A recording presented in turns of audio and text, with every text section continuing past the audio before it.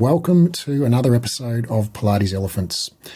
Today is a solo episode and I want to talk about limiting beliefs. Now, I've been thinking a lot about business recently and particularly Pilates business, and this is something that's been very much on my mind. I've been building out this Pilates Launchpad program that we're delivering. We've got just under 100 people enrolled in the program, and I'm thinking about the pathway and talking with those people. And anyway, these are the things that have come up. I'm probably going to do, I would say, a couple of episodes, maybe even 3. There are too many of these limiting beliefs for one episode. So I've divided them up into 3 categories. And the first category, what I want to talk with you about today, are limiting beliefs around action. So essentially, how to stop procrastinating. Now, I want to frame this as this is what has worked for me. So I don't profess to be a psychologist or any kind of life coach. These are the obstacles that I've observed in myself, the internal obstacles that I've observed in myself, and which I have overcome. And these are the obstacles that I observe very frequently in Pilates instructors who I coach in business. And what I'm going to do is share with you the strategies that I've used to overcome these things. And when I say strategies, I mean essentially just mindsets, ways of thinking. All right, so the first premise here is, so we're going to talk about how to stop procrastinating, how to beat procrastination. And in particular, how to beat procrastination about building your Pilates business. Now, whether you own a studio or want to open a studio, whether you have a solo Pilates business or want to start a solo Pilates business, or whether you just want to build your career or build your skills to build your Pilates career. Either way, there's work involved, and thus, procrastination rears its ugly head. And so I want to talk to you about the things that I've faced, obstacles that I've faced around procrastination and how I've overcome those. So your ability to learn skills or to apply those skills in Pilates business will be limited by your mindset. What I mean by that is that if you don't believe you can succeed, then you're much less likely to try. If you believe that you need to be perfect before you start, you're much less likely to start. If you believe that you need to have 100% of the information before you make a decision, you're essentially never going to make a decision. So your beliefs very much determine the extent to which you're able to develop or apply skills. So beliefs, I believe, come before skills, in that if you don't have the belief, like I just said, it's much harder to develop the skill in many cases. So I'm going to talk about beliefs around action and how they have helped me overcome procrastination, and how I have observed other people with successful businesses also have these beliefs around action, and that I have helped use these same beliefs to help people I coach overcome procrastination. And this is all, again, within the context of building your Pilates business, whether that's a studio or solo business, whether that's, or even your Pilates career if you work for somebody else, building your skills, building your income, etc. So the first one I want to talk to you about is bias to action. Now, what do I mean by that? When there's a choice, what I mean is when there's a choice between thinking about it and doing it, you should do it. Every decision, by definition, is probabilistic. What I mean by that is if you have 100% of the information required to make a decision. So basically, just say you're trying to make a decision about, should I start this business? Should I put my prices up? Should I do this training program? Should I fire this client? Should I become, do a partnership with this person, right? Whatever decision you're trying to make. Now, if you knew the result in advance, right? So just say, you were able to time travel into the future and you think, okay, should I go into a partnership with this person? Okay, you time travel into the future and you see, oh, they're a terrible thief and they rip you off, right? Well, all of a sudden, there's no decision to make because you know the outcome. So you're not making a decision. You're now just going with prior knowledge. A decision, by definition, is when you have incomplete information. So by definition, anytime you make a decision, you don't know what the outcome's going to be. And so to some extent, it is a guess, or in other, high class words, probabilistic. Okay. But let's just say it's a guess. Okay. That's the plain language version. So the question is, well, how much, given that you can't have 100% of the information, right? So just say you wanted to know, should I start this particular business? Should I start a studio in this location? Or should I buy this business that's for sale? Okay. Well, the only circumstance under which you can know 100% certainly if that's the right decision is if you buy the business and run it for 5 years and then see what the outcome is. So, by definition, you can't know that in advance, right? So all you can do is assign some kind of probability. Now, so the question then becomes, well, what level of certainty should you reach before you make a decision? Should you have 90% of the information before you make a decision? Should you be 80% confident that you're correct before you make a decision? Should you be 70%, 60%, 50%? What degree of confidence should you set as the bar for making a decision? And so the bias to action says that when there's a choice between thinking about it or doing it, do it. Make a decision when you have, I reckon, 60% of the information. Then act and get feedback.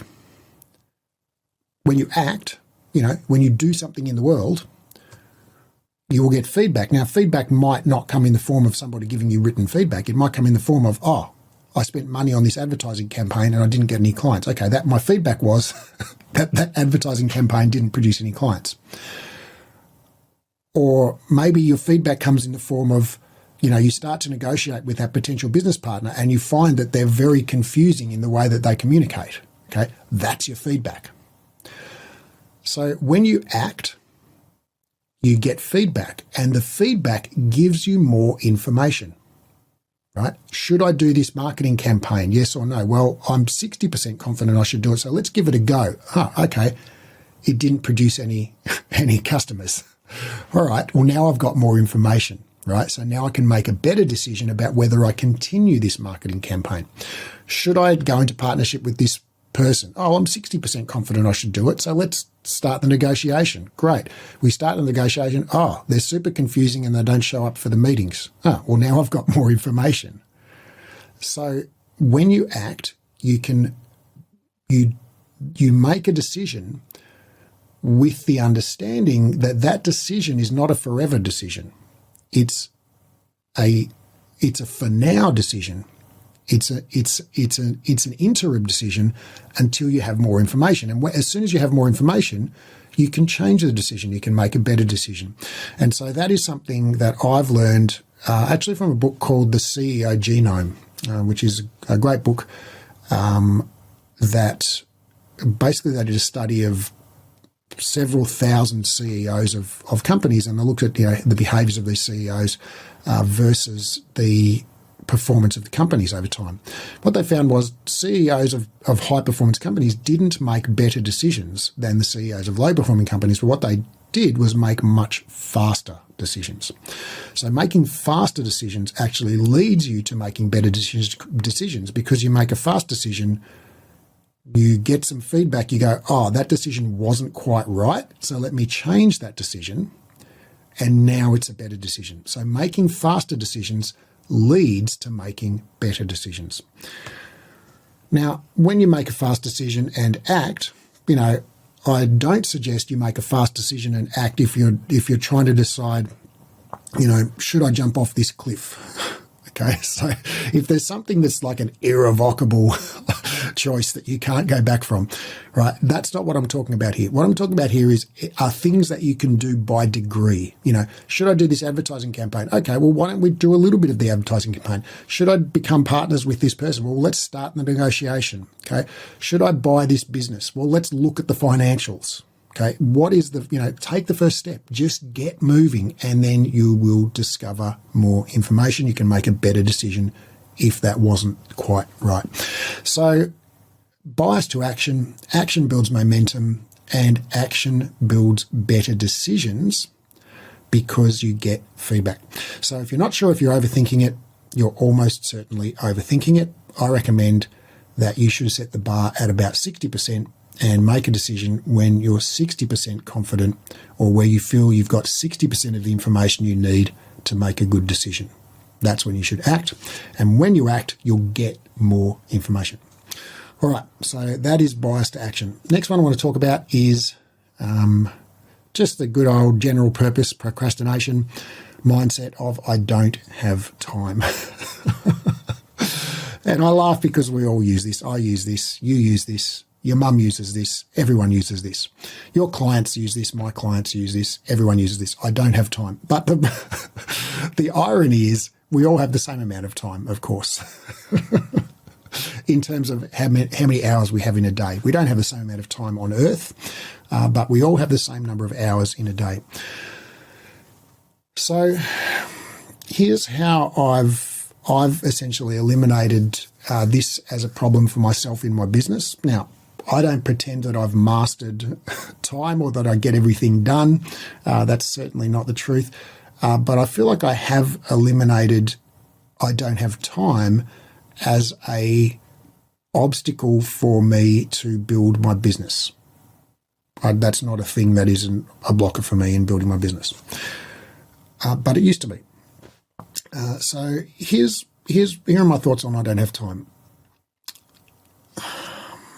I like to really use so I don't have time. Like, I think, all right, the first thing is we have to agree that it's not true, right? Because if everybody has 24 hours in a day and some people are building a business, well, they don't have any more time than you. So, yeah, how is it that you, quote, don't have time? Now, you might think, oh, well, I've got 2 kids and I'm a single mum and I'm working 3 jobs. It's like, okay, I guarantee you I can find you a single mum with 3 kids and 2 jobs who's also building a business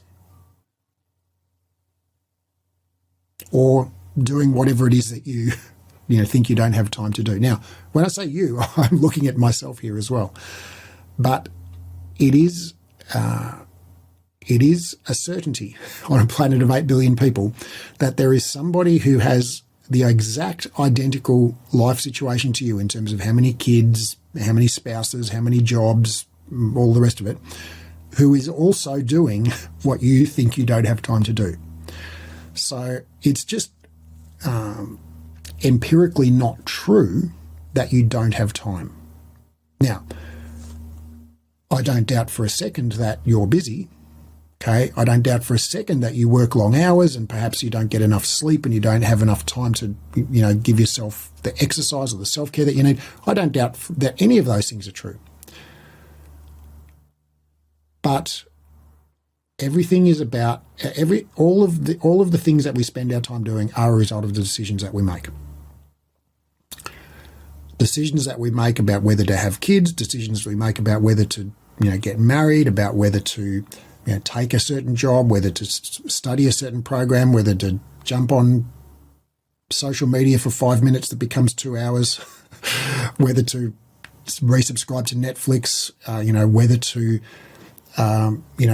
do our own housework or get a robot vacuum cleaner.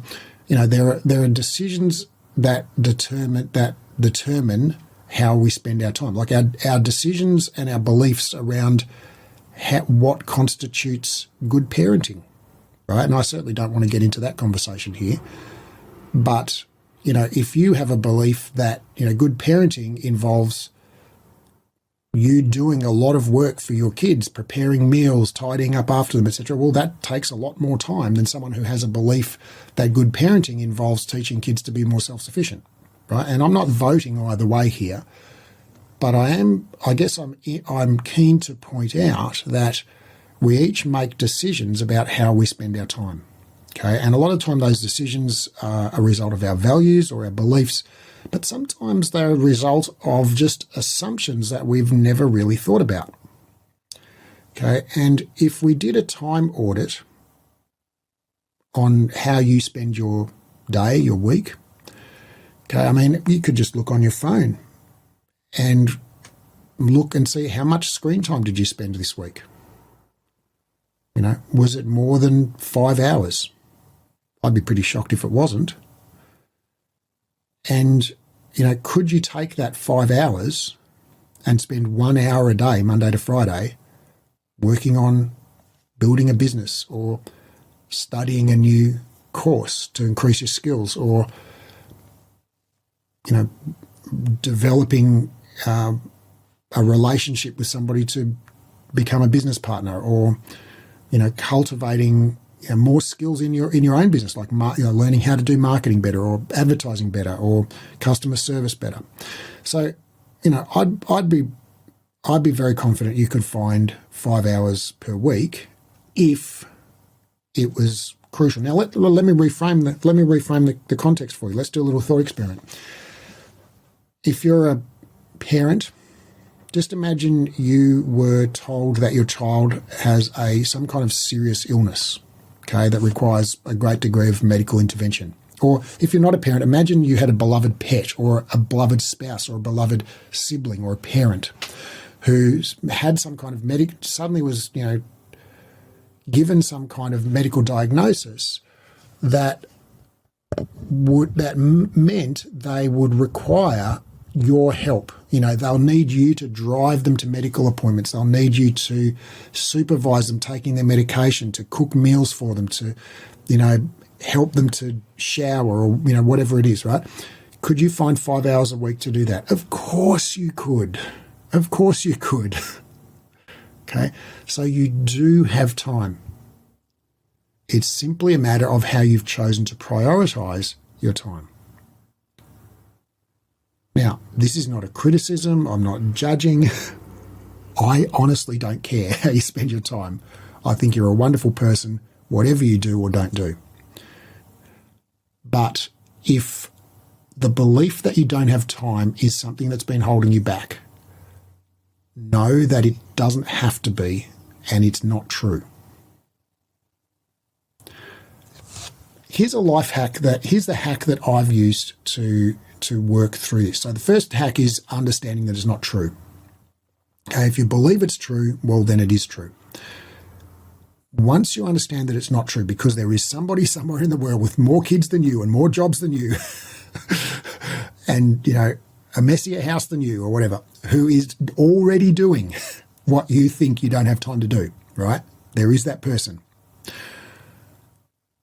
All right, so once we agree that it's not true, okay, although it sure feels true sometimes, then I think the hack that has really, really helped me is something I learned. I think a lot of us probably do this intuitively, and I kind of do it instinctively, but I also learned it in a movie. I think it's called, I'm going to say like Facing the Abyss or something. It was about a mountaineer who broke his leg, fell down an ice crevasse, broke his leg, had to crawl this was like more than a decade ago I watched this movie, so I'm recalling it rather badly, but had to crawl 15 miles down the side of this mountain with a broken femur, thigh bone, right?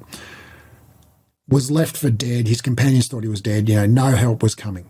right? So imagine dragging yourself by your arms across this boulder-strewn mountain with a broken leg with the bone sticking out, right? Imagine how arduous and hard that would be. And knowing that base camp is like 15 miles down the mountain, right? So what he did was he focused on a rock 100 yards ahead. And he said to himself, I'm just going to get to that rock, then I'll stop. Okay, then I'll sleep, then I'll rest.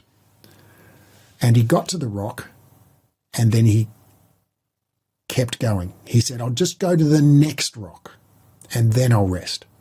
And it's amazing to me that the human mind works in such a way that it was him tricking himself. So he knew the him who was being tricked was the same him that was doing the tricking.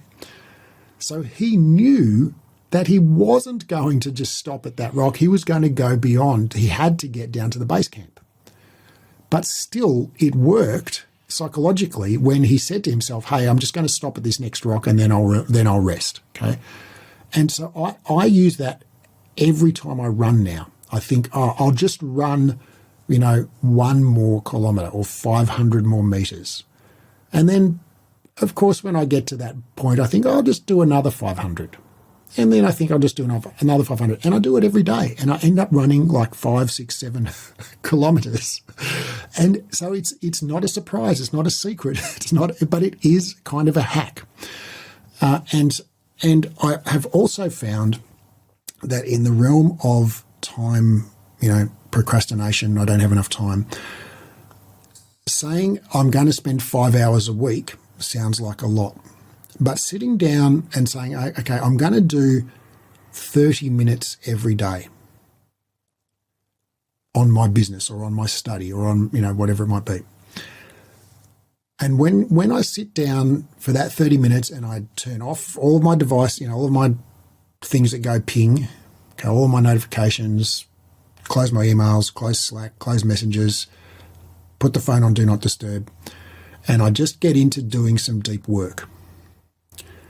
What almost always happens is at the 30-minute mark, I'm in flow, right? I've got deeply involved in what I'm doing. I'm fascinated by the work and I don't want to stop, right? And that's what will happen for you too. I can just about guarantee it. I bet you that's what happens, okay? If you use this trick, I'd love to know how it works for you. Please DM me on Instagram. My details, how you can contact me in the show notes there.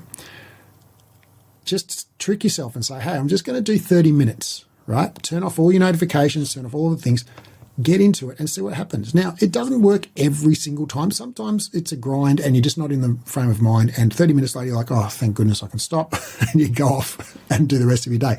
But for me, almost every time I get to 30 minutes, I don't even know. I breeze through because I'm completely absorbed in the task. I don't notice 30 minutes is up. I don't notice 1 hour is up. I look up and it's like 2 o'clock in the afternoon and I've been going for 4 hours.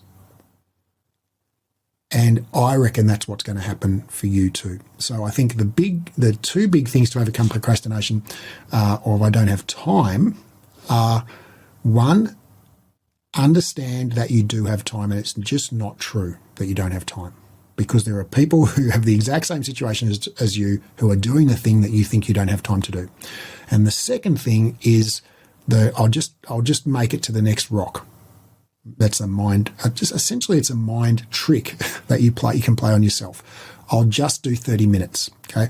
But turn off your distractions so you genuinely can get into deep work. When I say deep work, I mean deep focused work where you're not distracted.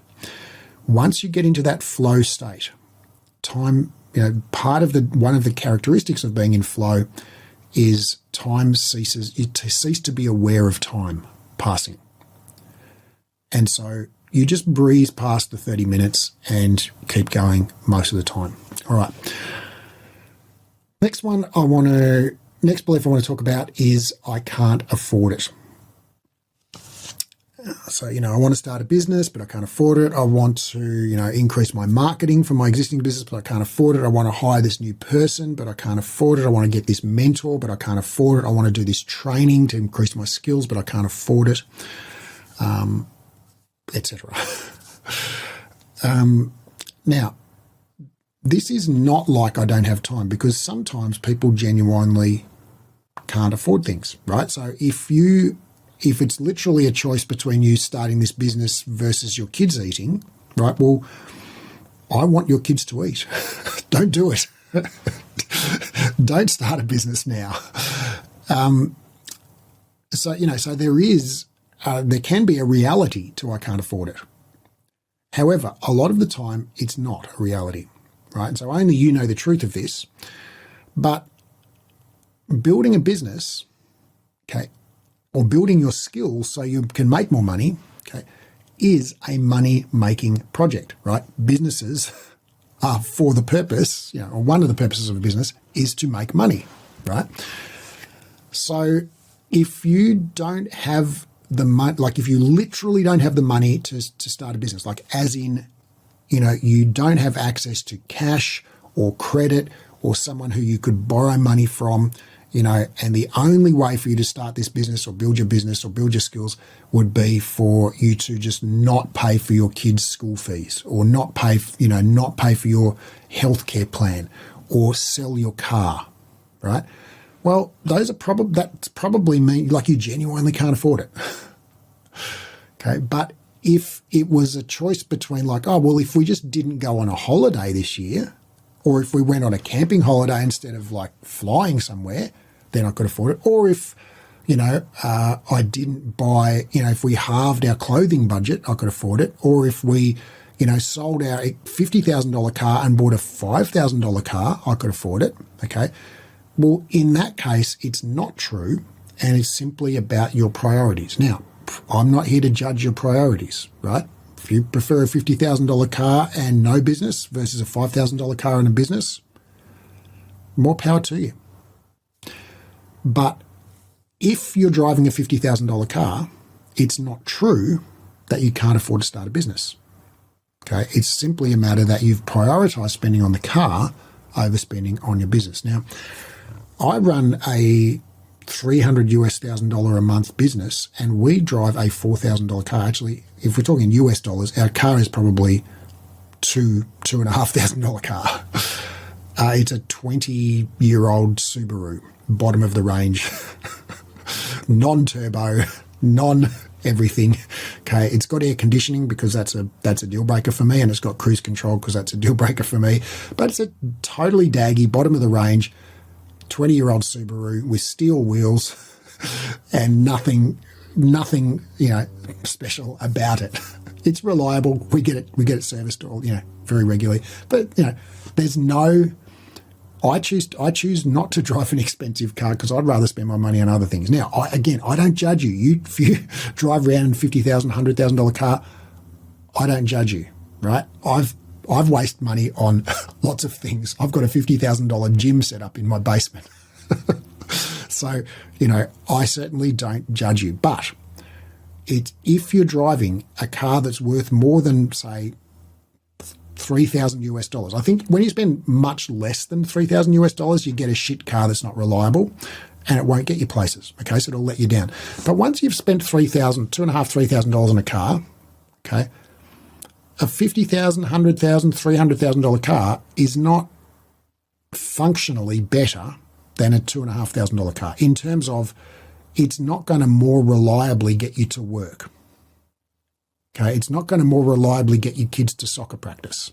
Okay, sure, it's got more prestige. It might have better gizmos on it and a reversing camera and all of those things. Okay, but it's not going to perform the function of transporting you from A to B any better than a $2,500 car. So every dollar you spend more than, say, $2,500 on your car is really just an arbitrary decision, right? It's a priorities decision.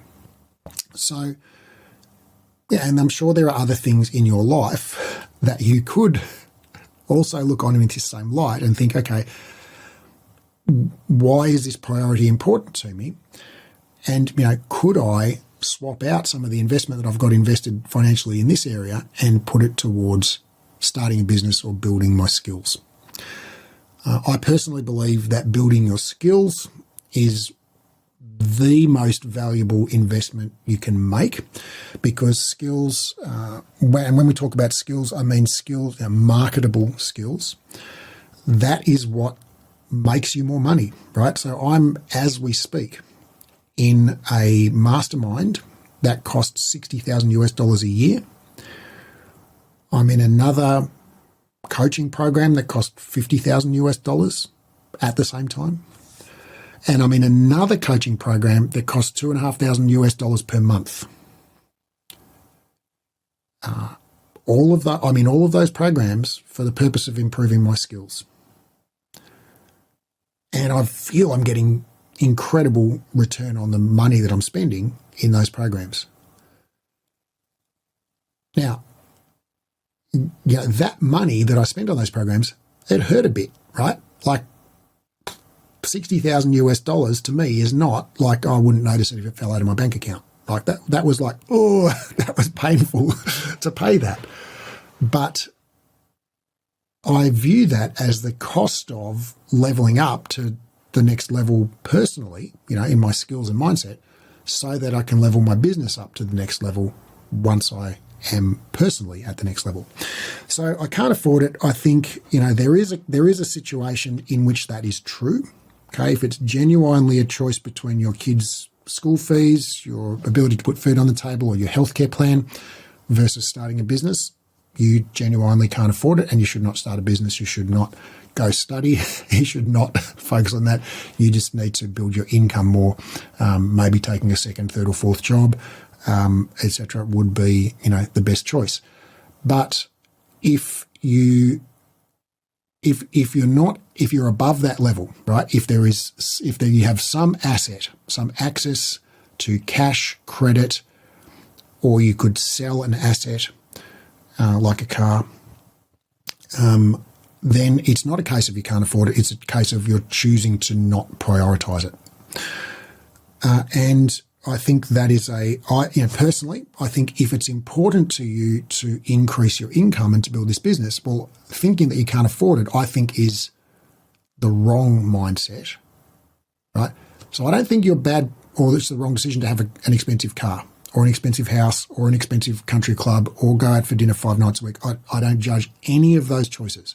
But if you want to build a successful business and make money teaching Pilates, and you feel that you can't do that because you can't afford it, and you're driving around a $50,000 car, I think that's a mistake. Or if you're going out for dinner 4 nights a week, or if you spend a lot of money on, how much money have you spent on activewear in the last 12 months? I think that's a mistake, right? Because building a business is an investment. Building your skills is an investment. When I say investment, what I mean is you will get a return. Right? You will put money in, you get money back. When you have more skills, you make more money. When you build a business, you make more money. So saying I can't afford to start a business is like saying I can't afford to make more money, which to me is nonsensical. Doesn't make, it's just like, if you're in a $50,000 car, you can afford to start a business. If you've got, credit on your credit card, you can afford to start a business. If you've got enough credit score to get a personal unsecured loan or a second refinance against your house, you can afford to start a business. All right. Those are my thoughts on starting a business vis-a-vis I can't afford it. Now, sorry, when I say starting a business, those are my thoughts on procrastination around building your business or starting a business or getting more training vis-a-vis I can't afford it. The next thing I want to talk about is why you should do it now. So this is kind of like the opposite of procrastination, which is, and I observe this keenly in my currently 16-year-old daughter, Bintu. She still currently lives in the eternal now. And so mañana is always the best time to do anything that is not like pleasurable in the moment. Now, but the thing is, now here's like a kind of a banal yet profound concept that I actually learned from Eckhart Tolle. There is only the eternal now, because tomorrow it will be now. And in 5 years, it will be now. So when you start that business or do that training course or start that marketing campaign or whatever, tomorrow, okay, you will be starting it now. Or when you do it in 5 years, you'll be starting it now, okay? So anytime you do a thing, you can only do it now. Now, that is a completely self-evident, obvious, banal statement. And at the same time, I feel it's deeply profound, which really is a tautology, which is when you say the same thing repeatedly over and over again, because profound means deep, and I said deeply profound. So let's just say it's profound or deeply meaningful, because it is actually true, right? So we like to put things off to the future because in the future, there is no future, right? Future us doesn't exist. It's our imagination. And when the future arrives, when tomorrow or next week or next year or 5 years from now arrives, it will be us, it will be you there in the now, right? And it will be time to do that thing now, okay? And in 5 years, now will not be any easier than it is today. Like if you look back at the last 5 years of your life, has there been a prolonged period where you were not busy, where you had lots of time, when the kids weren't distracting you, when work wasn't crazy, okay? You know, there's no such time. There is no, this mythical time when I'll be less busy doesn't exist. This mythical time when, I'll just wait till the kids are in school. Okay, but once the kids are in school, guess what? Then you've got school term activities like soccer and swimming practice and dance lessons to drive them to. And then you've got school holidays and you've got to look after them all school holidays and take them to activities. And then you've got to help them with their homework and you've got to make them their lunches and drive them to school and get them out the door on time. So there isn't, and then you think, I'll just wait till the kids have finished school. But then when they finish school, the next thing happens. Okay, it'll be Christmas and then it'll be Easter and Holy Week and it'll be someone's birthday and then there will never be a right time, right? Look back in the last 5 years, when was it the right time? It never was. And if you look forward in 5 years, it will never be the right time either. It will only be now. And whenever you do it, you'll be doing it now. So that's kind of the first part, is that you'll be doing it now whenever you do it. So putting it off is just an illusion, because actually you will have to do it now at some point. So what I always say to my daughter is, when would now be a good time to do that? And of course it's kind of a joke, but it's also kind of not a joke. The second thing is to give yourself permission to get started. Understand that building a business requires messy action. Okay. Building skills requires you to go through the phase of sucking at that skill, right? Building something great requires messy action. You have to start when you're not ready, by definition. You have to start when you're not ready. Once you start, you will be ready. If you do it in 5 years, you'll still be doing it now in 5 years, but you'll be 5 years older and you will have missed out on 5 years of income, 5 years of learning, and 5 years of personal development. Don't be your future self regretting not doing it for 5 years ago. Be your future self going, gee, I'm glad I started this 5 years ago. Okay, they say the best time to plant a tree was 20 years ago. The second best time is right now. So I think those are my thoughts on why you should do it now, is because that's the only time you can do it. Right, the last one I want to talk to you about today is essentially it's kind of a self-doubt thing, or I don't know if it's a self-doubt thing. I think it's a limiting belief around your ability. Now, I've been there. This doesn't make you a bad person. This makes you just completely human.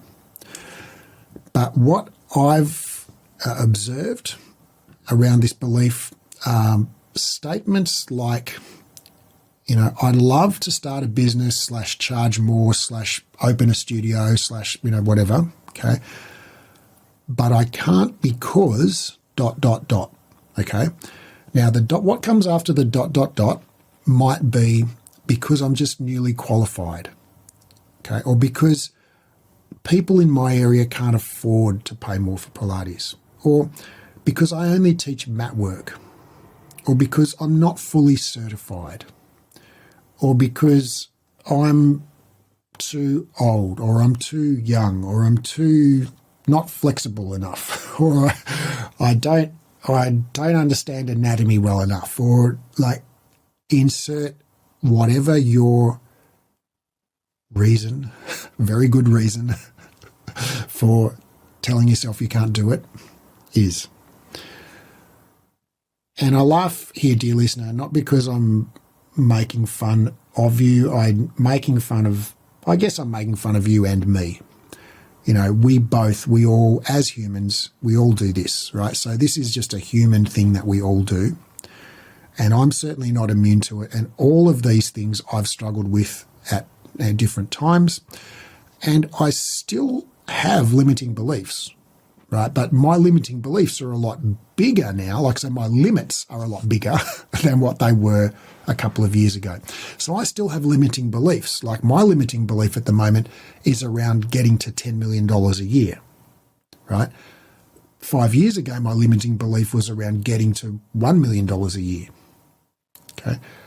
And so, I've just swapped out one limiting belief for a better limiting belief. That is still a limiting belief. So, I'm certainly not immune to this stuff. I think every human just about has some version of this. So if you've got, whatever statement, you have in your, playing on repeat in your mind, whatever you tell people, it won't work for me because, because you're newly qualified, because people can't afford it, because you're in the wrong area, because you only teach mat work, or you only teach reformer, or you only have a chair, or you don't blah, blah, blah. Okay. If you're not fully certified, if you don't have this qualification, or if you're too old, or if you're too young, or if you qualified too long ago, if you've got too many kids, or you're the wrong shape, or you can't do the exercises, or you're not an academic, or you haven't studied anatomy, or blah, blah, blah. Okay. Here's how I suggest you deal with that. And I think what we do is we completely avoid that issue. So the thing to understand here that will set you free from this belief is that you are not selling Pilates. You're not selling Pilates classes. You're not selling Pilates equipment. You're not selling your qualifications. You're not selling your experience. You are selling a result. Clients don't care if you only teach mat work. They don't care what qualifications you have. Just like you don't care when you go to the dentist what tools the dentist used, or where they qualified, or how many weekend certifications they've done. You care if you can get rid of your toothache, right? If they can get rid of your toothache for you. You want a result. Your clients come to you because they want a result. Now, what result do they want? Well, maybe this isn't something you've thought about very deeply at this point, And if so, now's a great time to start thinking about it.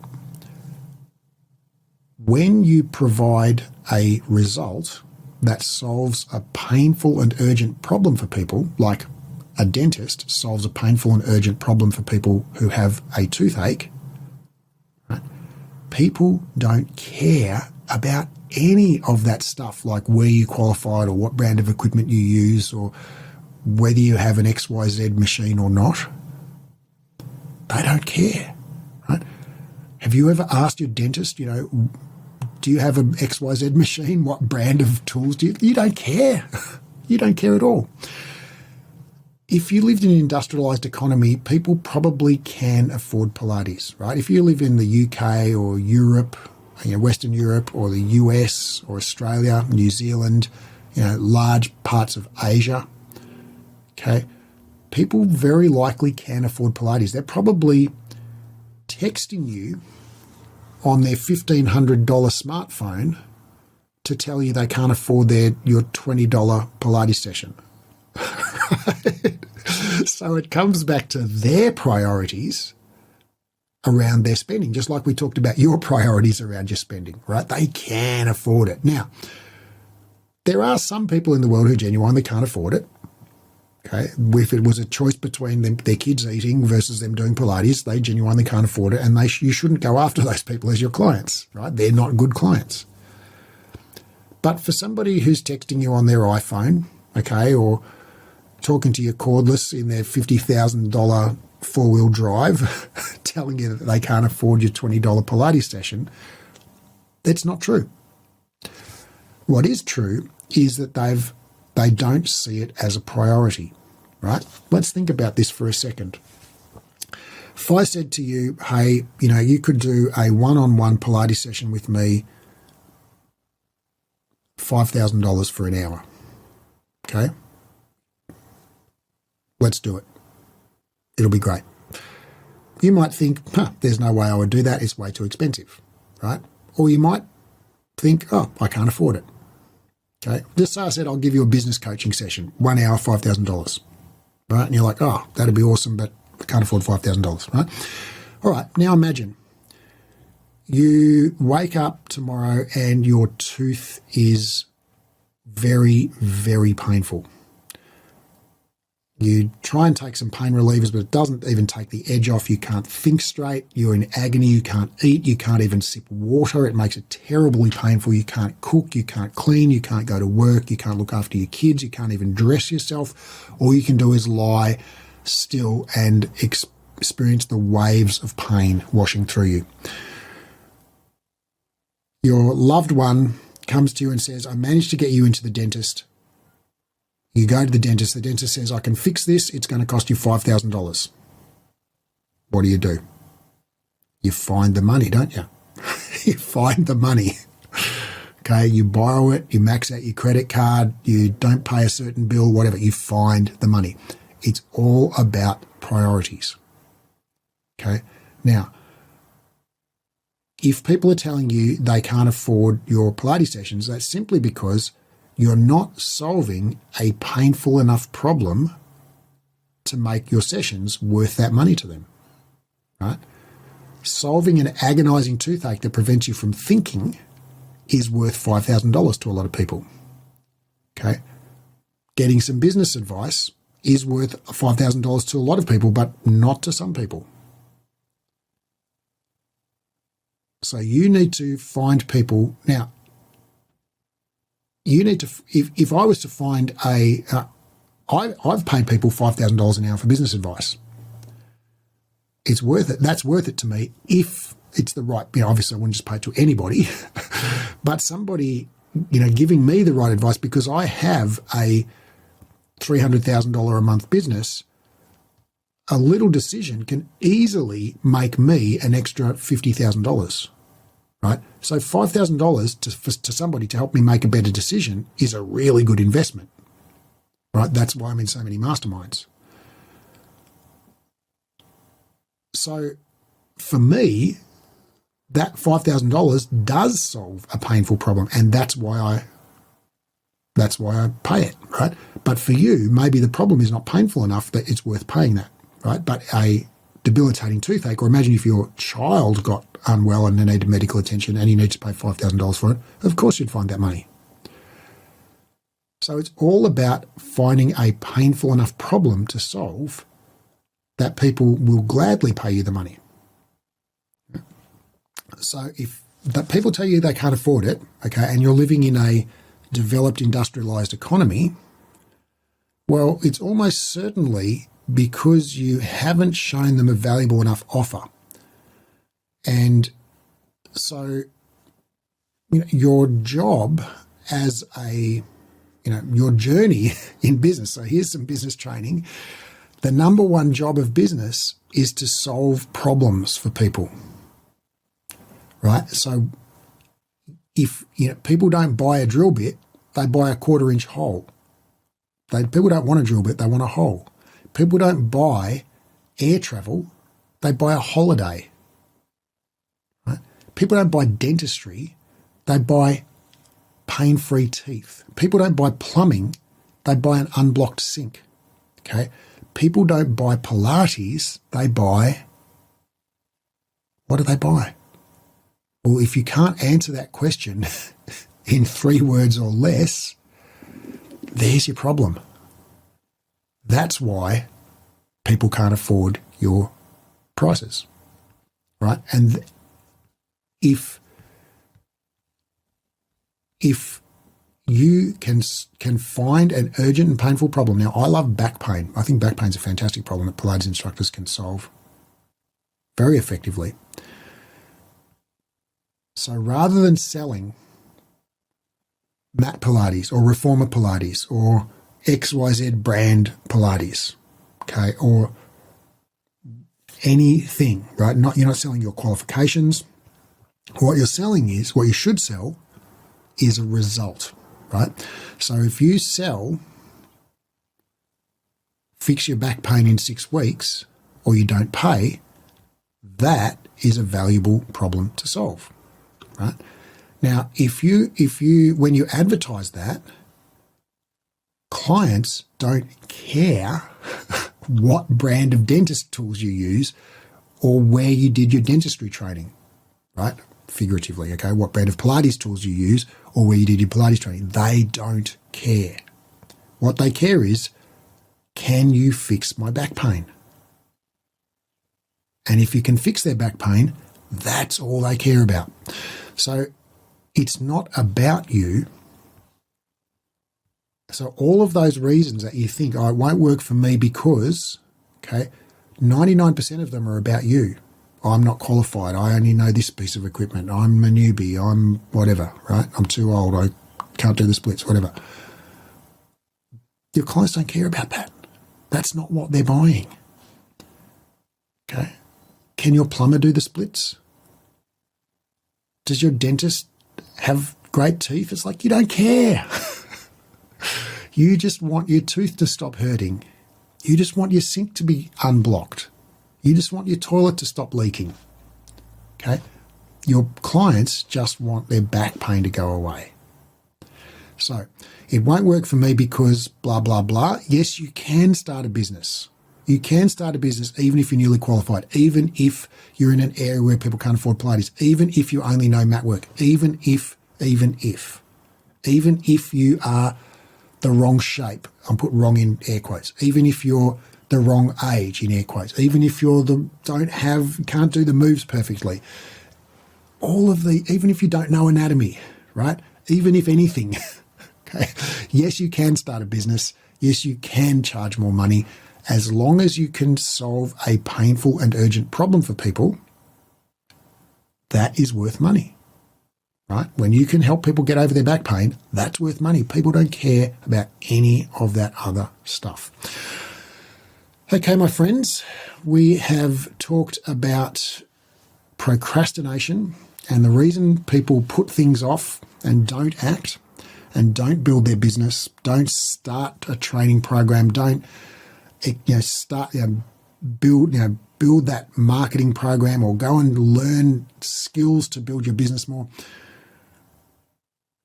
Your ability to do that is mainly, I think, limited by your mindset, not by any like inherent capacities. The 5 things, I think there were 5 things, we'll find out in a minute, were a biased action. Okay, when there's a choice between thinking about and doing it, just do it. Act quickly, make a decision when you've got 60% of the information you think you need. Act quickly and get feedback and then adjust quickly, right? So every decision is not a forever decision. It's just a let's suck it and see, and then see what happens, make a quick adjustment. The next thing was I don't have time. And the 2 big ideas there were, yes, you do. It's not true that you don't have time, because it's definitely true that in a world of almost 8 billion people, there is someone somewhere with your exact obstacles who's already doing what you're saying you don't have time to do. So let go of that idea. It's not true. And the hack that I found that I got from, I think, Facing the Void, and I use on my runs and I use in my business, is just to start with a small goal, right? So sit down for 30 minutes, remove all distractions, get into flow. And what you'll find is after 30 minutes, you don't even notice the 30 minutes is up. You'll just keep going. You'll look up and 4 hours will have passed. The third thing we talked about was I can't afford it, okay? And there can be a reality to this one, right? So it is possible that you actually can't afford it. But if you've got a car that's worth more than $2,500, if your children are in expensive after-school activities, if you go out to dinner regularly, if you buy expensive clothes, if you've spent, $20,000 on activewear in the last year, you can afford it. You just don't prioritize it. Building a business is a money-making project, and if you choose not to do it, that's totally cool. But if you want to do it, but you think you can't do it whilst you're driving in your $40,000 car, that's a mistake, I think. A business is an asset. Skills are an asset. When you invest in an asset, you get a return on that investment. It doesn't make sense to me not to buy an asset because you've got an expensive liability like a car or going out for dinner or lots of expensive activewear or whatever. That's not going to generate any income. The 4th thing we talked about was doing it now. Why should I do it now? And there's always reasons to not do it now. There's always more reasons to not do it now. But the reality is now is the only time you can do it, because any time you do it, you will be doing it now. But if you just wait 5 years before you do it now, you'll still be faced with the exact same problems you're faced with today. Not enough time, not enough money, kids are still in schools, kids are out of school, whatever it is. But you'll be 5 years older, missed out on 5 years of income, and you'll have 5 years of regret of wishing you'd done it 5 years ago. Don't be that person that didn't plant the tree. Plant the tree now. And finally, the 5th thing, and I did get it right, there are 5 things, was the self-limiting belief around it won't work for me because, maybe because I'm too this or not enough that, okay, not enough qualified, too old, too young, too the wrong shape, whatever, okay, or people around me can't afford it. Okay, now the I can't afford it might be true. Might be true. If you live in rural Thailand, sub-Saharan Africa, there are many areas in the world where people genuinely can't afford high prices for Pilates. Okay, so don't choose people near me as your market. Choose people online as your market. People who live in Beverly Hills. Choose them. Okay, start an online business or move. Okay, it's up to you. Where you live is, for most of us, a choice. You might be able to make a different decision, or you could just start an online business.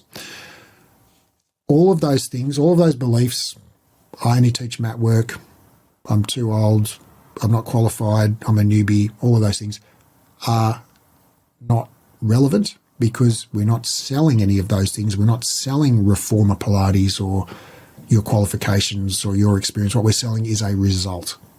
We're selling get rid of your back pain. We're selling increase your strength 50% in 5 weeks. We're selling get back to playing golf, get back to doing your gardening, get back to playing with your kids. Clients don't care about which brand of tools you have, which certifications you have on the wall. They don't care. They want the result.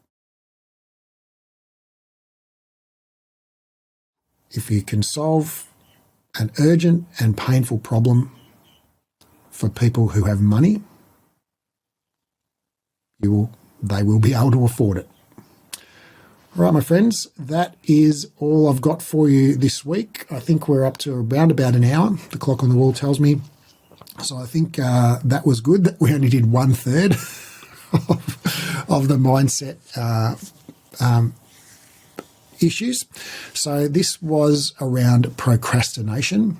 I think I'm going to do another 2 of these. One is going to be about money mindsets, and another one is going to be around specifically how to deal with uncomfortable emotions that come up in the process of building your business. And this is not going to be a psychological advice, but it's just going to be my take on just pragmatic strategies that have helped me deal with uncomfortable emotions and money mindsets that have limited me in the past and that I've seen limit my mentees and students, and hopefully they will help you. So let me know, was this helpful, or what feedback you've got. Reach out to me in a DM in Instagram, and I'd love to hear from you. All right, catch you next time.